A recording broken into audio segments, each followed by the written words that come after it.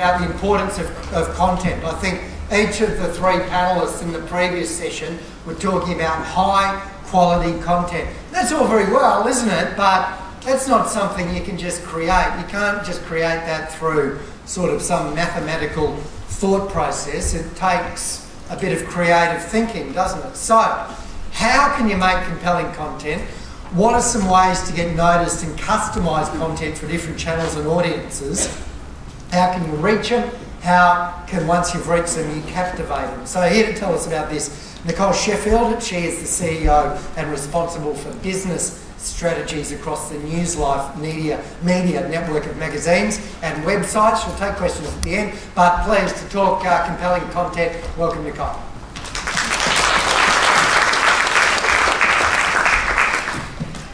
Thank you very much. I'm very excited to be here. I've enjoyed most of the day, or all of the day, that I could attend. It was great. And then I realised that I was the person that was between you and the drinks. So it all of a sudden made me trim down my presentation as much as possible. But I think, as we've all heard, it is all about content.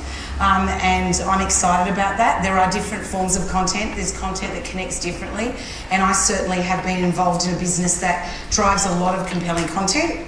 And, actually, that's not the clicker, that's mine. I'm sorry, I'm wearing the wrong... I didn't wear the right dress for clicking. So there you go. And I think that the key to all... No? Not happening? Yes, it's coming. Okay, great. So we all know the centrepiece to telling stories is compelling content.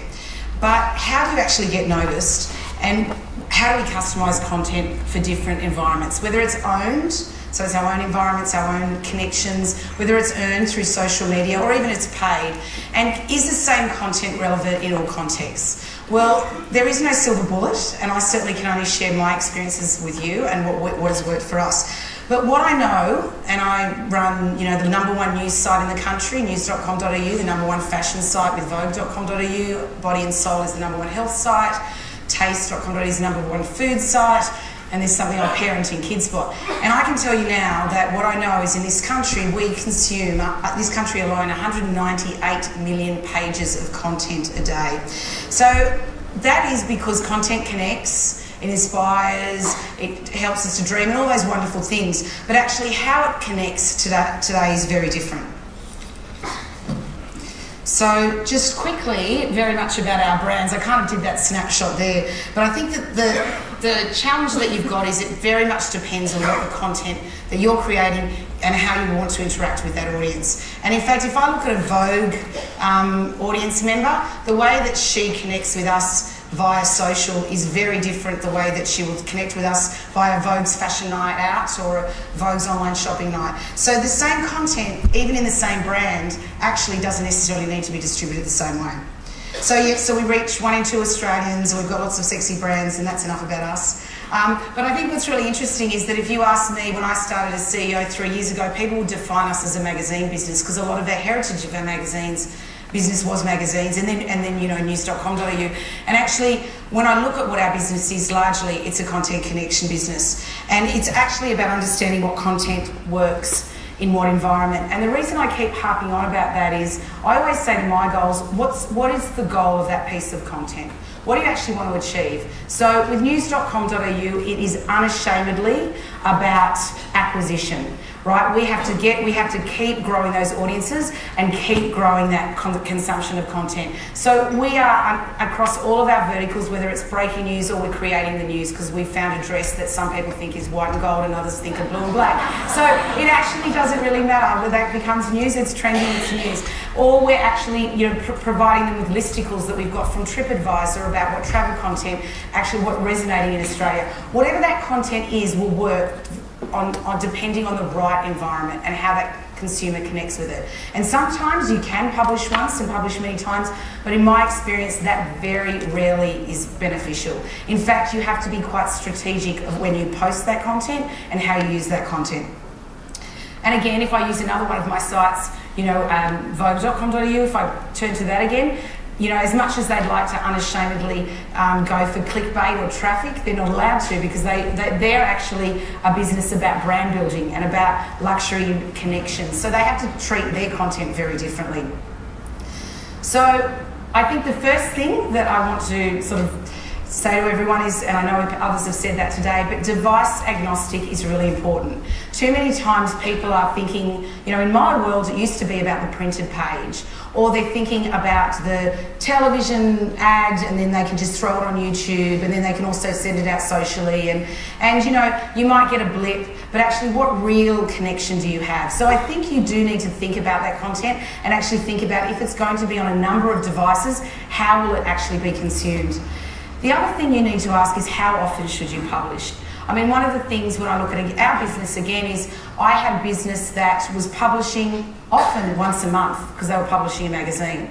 Now, the minimum that they publish and the KPI on it is minimum 25 times a day. Now, that doesn't mean that they post, but actually what's really important is not just what they're posting, but what does success look like? So one of the things that I always say is, you know what, it's really easy to like something. In fact, I've done it, I've gone through my feed and like, and I have not even really understood what I liked, but I figure I'm connected to a lot of people and I want to make sure that they know that I'm liking them, because if they ask me later, yeah, I loved it. But the reality is, I KPI my guys on shares, because share for me is a real lever of engagement. Now, I might not be able to take that necessarily to, in my case, the shopping basket, or I might not be able to take that all the way to the end of the path to the purchase, but I know if they're sharing it, it's adding value. And that's a really important thing, because that content has to help them. It needs to add value to their lives. And I think it's really important to understand what content you have and how you need to publish it on each platform. So an example I'll give you is, you know, we take some wonderful shots and we'll have great photo shoots and people want to put it on Instagram and tweet it and Facebook it, and it's all the same piece of content, and actually it becomes quite vanilla. And we use Instagram, Pinterest, every medium very differently, and everyone understands how to communicate in that medium. Because we know with Pinterest, it's evergreen content. It's going to live on there. People are going to create, you know, booklets, they're going to create their own pin boards, they're going to do all this things with it. So it actually has to be beautiful imagery that is going to stand the test of time, whether it's food, a piece of fashion, whatever. But I also know that in Facebook, actually, it's an expression of myself. So if I'm going to really share that, that's got to say something about me. That's going to say things like, you know what, and a great example is Vogue. I swear those girls are not reading those posts, but they're sharing it because it makes them look like they know what's in Vogue. But, you know, a lot of those brands, you can do that. A lot of it, you have to work very hard to get someone to go, I want to share that. And, of course, the biggest compliment is not when they share it, but they also comment on their share and on their post. So it's all about driving deeper connection, because the conversation from talking to consumers actually is moving to talking with consumers. And that's when I know that we have had a major shift in our brands, and we've managed to shift all of our brands to actually we're a much bigger business than we were even 3 years ago. And, but 75% of my business is either digital or events based, because we've used content to fuel different connections. And I think that's really important. Now, I've actually got to a poll question here before I answer this, because I knew that I was coming to the end and I need to keep you all awake. So the poll question is, what is the most popular time of day for lifestyle social posts? So lifestyle can be food, it can be travel, it can be, but what's the...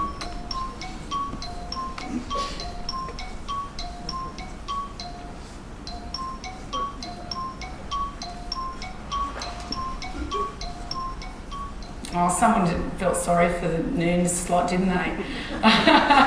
It is actually, you're right, it's 9 p.m. And again, what that's mean for us, it's absolutely right, it's 9 p.m. And, it's not to say that it's 6 p.m. 6 p.m. is utility hour, right? So I tend to be quickly catching up on all the news. I tend to be like, God, what the hell am I going to cook tonight? So I'm looking for information about quick recipes. I'm going to shop. It's going to be the end of what I consider my big 9 p.m. is when I start to enjoy life. I start to plan, I start to share, I start to celebrate. I actually want to enjoy that. So that's been a monumental shift, and it's really prevalent amongst females. At 9 p.m. is when we see massive traffic spikes, and it's really gender biased. and that is because a lot of the time that's the new me time, and that is actually, we've changed our publishing cycle. So we used to be like a lot of organisations, 8:30 to 5:30, but that doesn't work when you're actually on 24/7 and you're trying to connect with people. So that means, God forbid, I mean, at news.com.au they have people arrive at 4:30 in the morning. That's very cruel, but they are a news site, so they've got the, it's different. But even with Vogue, we have, it's the first person's shift starts at 6 a.m. now, and the last person's shift ends at 9:30. And actually, the reality is we have now people working and rostered on weekends, particularly on a Saturday, where people are making a lot of short-term decisions about what they want to enjoy that weekend, views on what's happening, and also, of course, because digital means that we are a global environment, then we're getting a lot of reach and audience that are happening offshore that we need to service. So it's a very different mindset. So a very quick snapshot. I thought I couldn't join you today without giving you a quick snapshot on the largest news site, because it really is the pulse of the nation.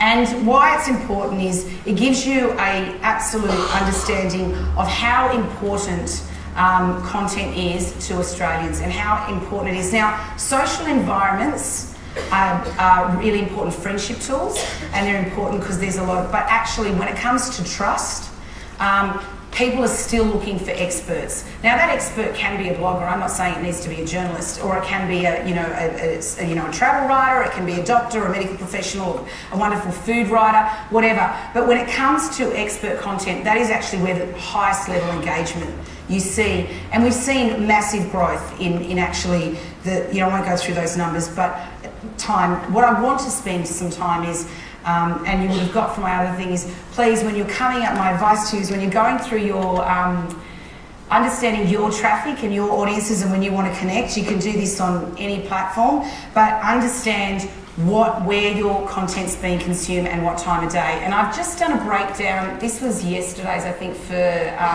last 90 days on news.com.au. If you can have a look there, it's a bit difficult to see, but the light blue line is the PC. So that's where content's being consumed on PC. The purple line is tablet, and orange is mobile. So no surprise, content starts getting consumed at around 5:30 when we get up. We reach for our mobile, and we all know how often we're reaching for our mobile these days. And so we reach for our mobile, and we're consuming that. That's that travelling hour. There's a lot of consumption there. But actually, what's really interesting, I think a lot of people forget about, is that middle time of the day. And we call them our board office workers. So they're people that are pretending to be busy, but actually they're drawing the net. So if they're banned from social, then they're probably going to be on your site, so be relevant. They can give them pocket-sized bits of information so they look like they're working, then you're on a winner. And that's actually an enormous number of traffic that we see. And then, of course, as you can see, no surprise, tablet wins out by 9 p.m. onwards at the end of the day. But understanding the audience and how they connect and when they connect, let me tell you, it was a massive change. News.com.au had been the number 4 site for 11 years in this country. It was a big site, it was a wonderful site, but by making some changes about understanding the verticals and the importance of verticals, the time we published and how we were publishing, and obviously getting our journos to be so data-driven, to understand every single importance of that headline and how it was going to connect, was actually the game changer. And I could say that for a lot of them. And even when you look at travel, it is the largest travel news site in the country, but when you look at the reach of it, it is, and where it sits in terms of the category, it is actually because it is trying to respond to the pulse of the nation. So I actually pulled up this morning our top, 20 news stories spoke to the travel editor and said, I'm coming here back this afternoon, and I saw some great speakers this morning, and I think I need to get a bit more detail on what actually has been resonating. And interestingly, everyone always thinks it's horror, doom and gloom stories. It's actually not. You'd be really surprised. Yes, that might get read, and that might get a bulk, but actually where people spend their time and they're truly engaged are still those best beaches, road trips, the listicles, things you must visit in Australia, and everyone loves a countdown, but also things like new uniforms on airlines and generally clothes and things like that seem to be very interesting. So actually, for us, it's our journalists understanding what is connecting and what time of day. Now, I'm sure a lot of that content is the content that's being read later in the day, but it's still really important. So I've kind of banged on about this, but I'll just, continue. It's for us, social was a massive changer. And, it's not for us, it drives the majority of our sites now more traffic than Google because we're really clever about how we bring that audience in. We also find with a lot of search traffic, they come in, read the article and they leave again. Whereas actually with social, they're actually engaging far more and they're certainly consuming a lot more about the site. And I guess it makes sense, right? Because search is a solitary. I've singularly gone and I've searched that out, as opposed to social, where I'm part of a conversation. I'm among a large group of people. And I'm probably going to that's going to get endorsed by someone that I trust, and that's really important. We apply the 8-second rule to social, which actually came from magazine covers a long time ago, which was you have to have a headline, a cover line. You've got 8 seconds to win them over if they're going to pick it up and spend $7, $8 and buy your magazine. Well, we apply that same line. If you've got any chance of being shared, then you absolutely have to. You've got 8 seconds or less to get them to read that, and it's got to connect. And that's a very important, rule. Now, I'd like to say there is a science behind engaging social posts, but I actually don't think there is. But what I do think is that you actually have to understand what those social posts mean and for your particular brand and how you need to engage them. And we're all kind of, as I said before, Pinterest, beautiful photos, Facebook, aspirational, inspirational, something that people want to share. News-based content is always very successful. And, we're also finding with Twitter, people respond to great offers, and I'm sure you find the same thing. But it's actually, for me, I think that if I was to say one thing, the great opportunity with social is what we call social listening.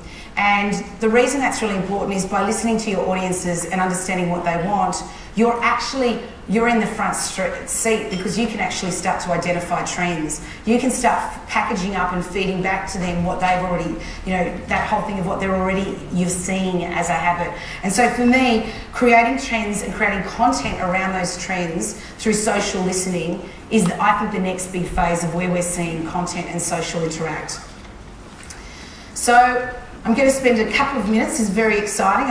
I'm not sure if many of you have heard, but last week, after many, many years with a single publisher, Qantas moved their magazine, digital and app business to Medium Rare, which is a joint venture that we own, which is very exciting. And I got many, many calls from the media and the industry that day, and wow, how'd you do that? You got the mag. And I thought that was really an interesting reaction, because the one thing I wanted to share with you, and it's the only page Qantas would let me share, but was actually, we actually didn't go and pitch for a magazine. Yes, that magazine is beautiful and we've got many ambitions to do great things and create travel content. But actually, what we did was we actually went in and said, you need an always-on content strategy. You need an always-in content strategy, which actually is about a library of content.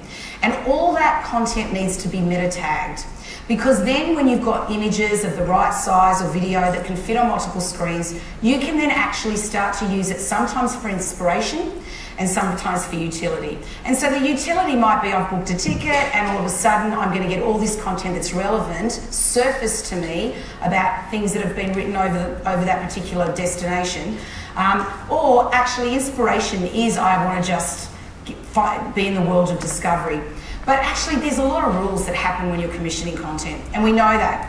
It has to be commissioned for multiple platforms. There's nothing worse than commissioning a piece of content and realising that you only had one usage rights, or that you didn't have all the rights you needed. So let me please get all your rights sorted.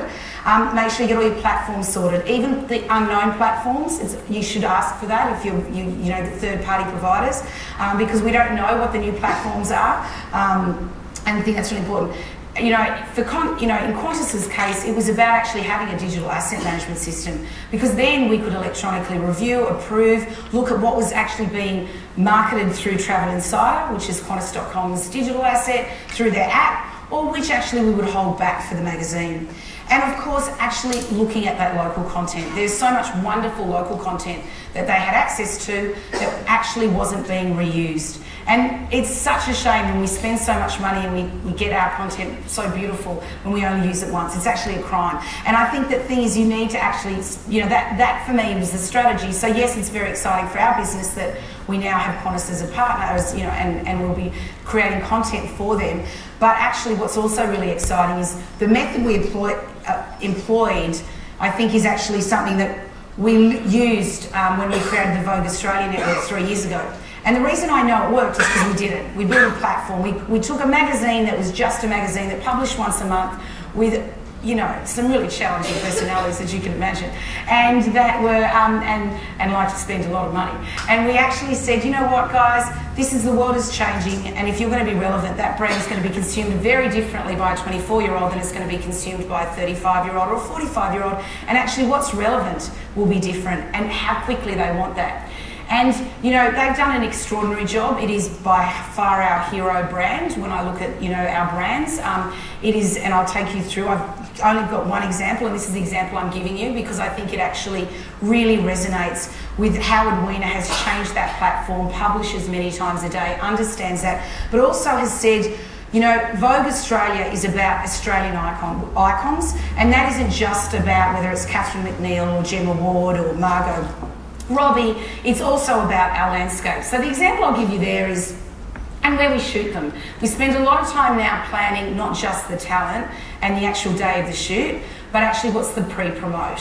So if you take the Kim Kardashian cover, no, that's not what we're doing. I'll just talk to that. I thought I had a slide. So if you take the Kim Kardashian cover, which was, whether you like her or not, it doesn't really matter. She has 83 million followers. We like her. She is very influential. And I think what was interesting is we approached her and said, we want to bring you to Australia, and for her it was actually really important that if she was to shoot something, she wanted to do it in a really different Australian location. She would wanted it potentially to have an Indigenous story behind it. And she also obviously wanted Christine Centenaro, who's our fashion director, also Kanye West stylist, which is kind of lucky, to style the shoot. But it was actually the pre-promote, which went on for months through Instagram. People knew about the location, which was in I'll get this right, Hole in the Wall Beach, Booderee National Park in Jarvis Bay. They also knew that, the Wreck Bay Aboriginal community had to approve it, and we gave a donation. They also knew how excited she was about coming. That story, and they also knew the photographers, which were all Australian photographers. So when that cover was actually, she shared that to her 83 million followers and everyone else shared it on. Yes, it was our highest selling issue, and actually all our sales were a lot of global sales through our iTunes store, which was fabulous. But actually, what was really exciting for us and exciting for the team is a piece of Australia was being shared. And that's kind of the strategy now. Okay, we had to shoot Margot Robbie in New York, but everything around Margot is at the Australian angle. And that actually feeds the content on our other platforms. Yes, the magazine will always be the premium product, I'm not questioning that. But the reason we have 2 million social followers and all of those big numbers is actually because those people are connecting with us in a very different way. Similarly, Vogue's Fashion Night Out in our events, space is a very important event. And that was us sitting back looking at all of our connections that we had with these consumers and talking to retailers whose fundamental issue was not enough people coming in to shop. So now Vogue's Fashion Night Out it's coming up to its 5th year. We bring 200,000 people as of last year, that's the City of Sydney numbers, not mine, into the CBD for one night to shop like mad. And the great thing about that is they shop with their friends, their family, they see it as a wonderful night. For David Jones last year, it was more, they sold more than the Boxing Day sales, and the average basket size was $439. So you're the first to know that because of that success, we are also bringing it to Melbourne later this year. But what's really interesting about that is the actual social environment that created, the content that was created on the night by our users, which we would normally not create user-generated content, but that was the environment to do it. We know that we always get a spike with events, and actually how you start to get people ready to, be your champions well before the events, to share, to give their own angle, to obviously share their purchases. There's so many different angles that happen through actually driving that. And I think for us, actually, I've got a polling question. I think I've just stuffed that up, haven't I? Did I give that polling question away? I think I did. No, I didn't. Did I? Did I, Sharon? No, good, excellent. Very serious polling question. Of the 200,000, I thought I was going to ask you. Of the 200,000 visitors to Vogue Fashion Night Out last year, what percentage were tourists into Sydney for that particular, or were there when they came to the event?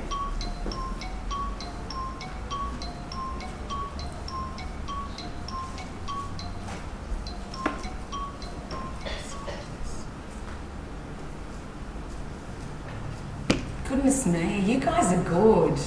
I don't think you've got a poll wrong today, have you? Yes, that's right, 24%. Now, that's a huge number, and when we think about it, I look at our social profile, outside the 2 million, you know, our international social profile is very strong, but really when you looked at that, it wasn't a key goal of ours at the time. Our key goal was just to get them into the city of Sydney and to get them to shop. But actually, it's really exciting, and what's also exciting is then how else do we expand that? And we made a commitment 3 years ago to actually do a Vogue Australia Mandarin special issue. It was very successful for us. We, as I said, first time was 3 years ago. This year we will have 2. And what's very interesting about that is we know that, as we've heard today over and over again, there are lots of Chinese tourists coming into Australia. But actually the number one reason that they come is to shop. They enjoy our shops as well as many other things. So when they come here, they actually do want to buy luxury products, and they trust Vogue to do that. But they want to actually know in Australian dollars what it means. They want to read it in Mandarin. So we did a partnership with Namhai Media in Australia, and we created the very first Vogue Mandarin edition that went on all Air China flights that were entering Australia for that period of time. With Nuance, we did the deal through the duty-free stores, through a number of hotel chains, so that when people were coming in, we knew that they were coming in and they were handed the actual product. Suffice to say, we're now doing 2 of those a year, and I suspect next year will be 4 and a lot more. And actually a lot of people go, and the reason is it's very tactile. That's not to say that we wouldn't be doing that. We'd certainly look at Weibo and WeChat and you know, marketing that over in China. But what's really interesting for our luxury clients, and there are many, you know, Dior, Louis Vuitton, they all love this product because, as you can imagine, it's in the hands of actually the buyers themselves, and it's very targeted. What's exciting for us is then we were able to take that to the next step, and we started with Black Diamonds, which has a concierge service, which I'm sure you're all aware of. When they're arriving to Australia, that they get, you know, very well looked after, and through us, we put on special evenings for the top 40, 50 people, and they closed the Dior store, which was the last one we did, and Champagne, there's a Mandarin speaking, Mandarin, it's all in Mandarin speaking and language. And, you know, I'm not allowed to tell you. I rang Dior myself and said, can I please tell them how much was spent that night? And they're like, no. But let me tell you, it was great. And what's great for us is we've started to take, well, it's really great. I wish I had a percentage of it, but that's another story. But I think what's fabulous is actually what you see in social is reach. And don't confuse reach with actually what's relevant for your niche market. So one of the other pieces of my advice from what we've done is that, yes, we have gone from being a very high-end, fashion-focused, elite magazine that only targeted a certain audience to now having a massive brand footprint that rivals many, many other brands in this country. But actually, when it comes to being of service to our clients and to our various different readers and consumers, we actually have to still create the right events for them. And so that means that we've got many different opportunities to be relevant, and that is certainly very exciting. So the last sort of piece I wanted to, there's 2 more pieces, and I've got 2 minutes and 50 seconds, so I'll speak very quickly. I know that previous speakers said, you know, the only people that are happy in Russia is Putin. That is not true. There are many, many fashionistas that are very happy in Russia. And we are one of the fastest growing lifestyle sites in the world, and I would say one of the biggest fashion forces, who sits on the front of all those fashion shows with Kim Kardashian is actually Miroslava Duma. We're launching her site in Australia next year, and she's in many countries, including the Middle East.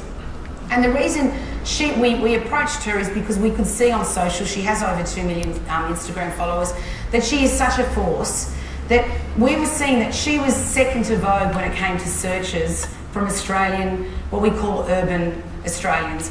And a lot of those Australians were connecting with her content. And a lot of the images that we project of Australia are the, you know, koalas and animals and landscapes and thankfully now our food, which is fabulous. But actually, there's a fabulous urban, sophisticated side to this country that a lot of fashion designers and a lot of people are really, you know, loving, and a lot of the Chinese luxury market are enjoying when they come here, that they want that prestige angle that is really important. So when I was looking at what's the next tier to actually servicing things, to actually celebrate the producers in the regional parts of this country, because this is connected, and that's just one aspect. But the local locavores, that we actually turn to them. We find the champions of the regions, and they share their stories, and they share them socially before they even appear on Instagram. For us, it's actually about the best Australian produce, about the best Australian travel, about, of course, the best Australian food, but also the best Australian people, and learning that and bringing that to the country. So I thought that I'd end with a lovely video, because I'm the last speaker, and it is very warm and fuzzy, but it is the delicious video, and then I'm happy to take any questions, but thank you everyone. Oh. Mistaken a delicious adventurer. They live using all of their senses, and then some.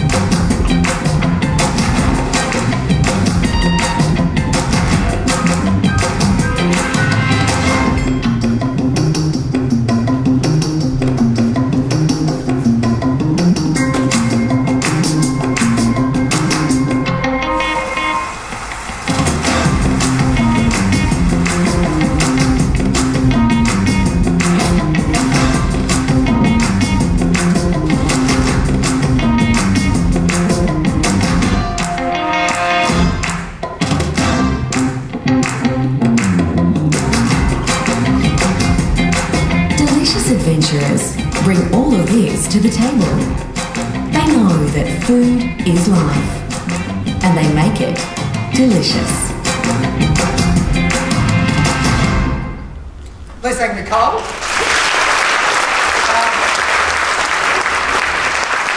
If you want to ask a question, put your hand up, and people with microphones, etc., etc., you know how it works. Can I ask you one?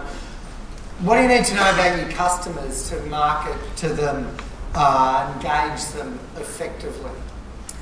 Well, I mean, in an ideal world, you know everything about them, but that's not possible, right? I think at the end of the day, you can't know everything about them, but what you've got to understand is what they're seeking out, what they're looking for. And for us, it's always about what's the next. I don't like to use the word trend, but it's almost like, can you anticipate what's going to excite them? And we get enough of an understanding.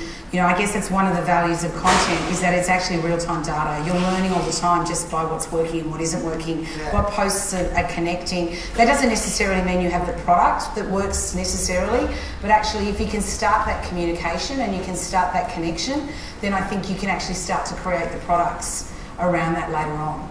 And you've got a really interesting example of your headlines. 10 years ago, a headline was a summary of the story. Now it's a tease to make you click. So you would have had a lot of data then about what sort of headlines work and intrigue people, and what sort of don't.